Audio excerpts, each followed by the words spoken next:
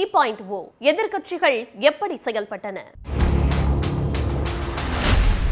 400 இடங்களை ஜெயிச்சு ஆட்சிக்கு வருவோம்னு சொன்ன பாஜகவை 240 தொகுதிகளுக்குள்ள சுருக்கி கூட்டணி ஆட்சி அமைக்க வைக்கிற அளவுக்கு தேர்தல்ல நெருக்கடியை தந்த எதிர்க்கட்சிகளோட ஓராண்டு செயல்பாடுகள் எப்படி இருக்குன்னு பார்க்க வேண்டியிருக்கு.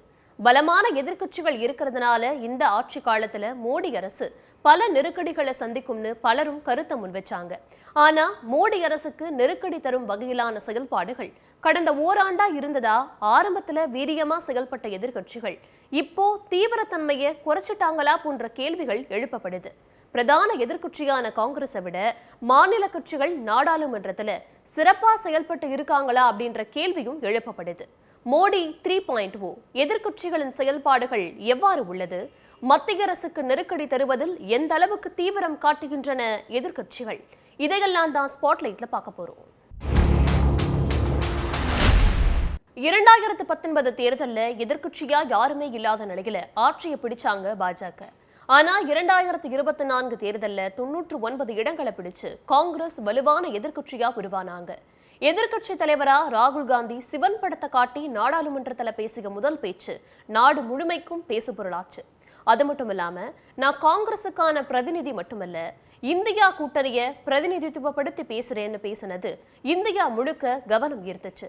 ராகுலோட தீவிர எதிர்ப்பு காரணமா மத்திய அமைச்சக பணிகளுக்கு கொண்டு வரப்பட்ட லேட்ரல் என்ட்ரி முறை, வீடு மற்றும் மனைகள் விற்கும் போது செலுத்த வேண்டிய மூலதன ஆதாய வரியில இருந்த இண்டெக்ஸேஷன் பெனிஃபிட்டை நீக்கியது போன்றவைகள்ல இருந்து மத்திய அரசு பின்வாங்கினாங்க. வக்பு வாரிய சட்ட திருத்தத்துக்கும் காங்கிரஸ் கடும் எதிர்ப்பை தெரிவிச்சாங்க. பாஜகவோட செயல்பாடுகளை ராகுல் காந்தி தொடர்ச்சியா கடுமையா விமர்சிச்சு வந்தாலும் அந்த எதிர்ப்பை போராட்ட ரீதியா மாற்றுவதில் தோல்வி அடைஞ்சிருக்கிறதா சொல்லப்படுது. பாஜகவை தீவிரமா ராகுல் காந்தி எதிர்த்து வரதாவும், ஆனா அந்த கட்சியோட அடுத்த கட்ட தலைவர்கள் ராகுல் காந்தி எதிர்க்கிற அளவுக்கு பாஜகவை எதிர்க்கிறதுல தீவிரம் காட்டுறதில்லைன்னு விமர்சிக்கப்படுது. அங்கீகரிக்கப்பட்ட எதிர்க்கட்சியா ஆன பிறகும் நாடு தழுவிய அளவுல மிக பெரும் கவனம் ஈர்க்கும் போராட்டங்கள் காங்கிரஸ் கட்சியில இல்லைன்னு விமர்சிக்கப்படுது. காங்கிரஸ் கட்சியை தவிர்த்து மற்ற எதிர்க்கட்சிகளான திமுக, சமாஜ்வாதி, திரிணாமுல் காங்கிரஸ், ராஷ்டிரிய ஜனதா தளம், தேசியவாத காங்கிரஸ் போன்ற கட்சிகளோட செயல்பாடுகளும் பார்க்க வேண்டியிருக்கு. இந்த கட்சிகளோட பிரதிநிதிகள் நாடாளுமன்றத்துல மக்கள் பிரச்சனைகளை அதிகளவு முன்வச்சதையும் கவனிக்க வேண்டியிருக்கு. குறிப்பா திமுகவை பொறுத்தவரை மத்திய அரசோட ஹிந்தி திணிப்பு, கல்வி நிதி விவகாரம், மாநில அரசுக்கு நெருக்கடி தரும் ஆளுநர் விவகாரம், தொகுதி மறுசீரமைப்பு போன்ற விஷயங்களை தீவிரமா எதிர்த்து வராங்க. அதுக்கு தொடர் வலியுறுத்தல் மூலமாகவும் நீதிமன்றம் மூலமாகவும் மத்திய அரசுக்கு அழுத்தம் தந்து வராங்க.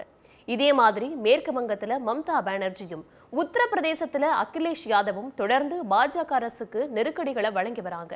இந்த கட்சிகள் எல்லாம் தேர்தல்ல இந்தியா கூட்டணியா செயல்பட்டு இருந்தாலும் பாஜக அரசை எதிர்ப்பதுல ஒற்றுமையா இருக்காங்களா அப்படின்னா அது பெரிய கேள்விக்குறிதான். காரணம், அவங்க கொள்கை ரீதியான விஷயங்கள்ல எதிர்ப்பு தெரிவிக்கிறதுல மட்டுமே ஒன்னா நிக்கிறாங்களே தவிர மாநில அளவிலான பிரச்சனைகள், மாநில சட்டமன்ற தேர்தல்கள்ல ஒன்னா நிக்கிறது இல்ல.